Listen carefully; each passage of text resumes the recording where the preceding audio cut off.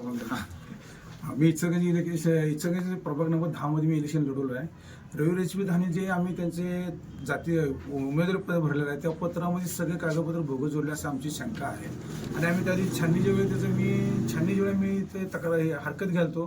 कारण निवडणूक अधिकाऱ्याने आमचं ना कागदपत्र बघता ना आमचे विचार करता किंवा काय आमचं समजून सुद्धा घेतलेलं नाही.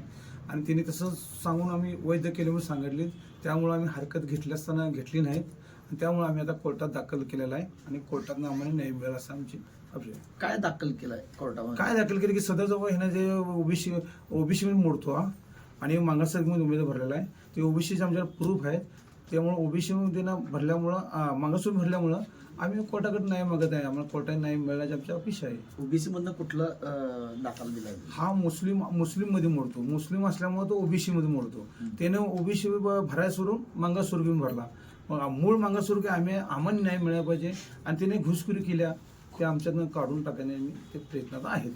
न्यायालयात दावा दाखल न्यायालयात दाखल केलेला आहे आणि 28 तारखेला पडलेले आहे. 28 तारखेला आम्ही न्यायालयामध्ये आणि परत जाणार आहे. तुमचं नाव? अजित अशोक भोरे.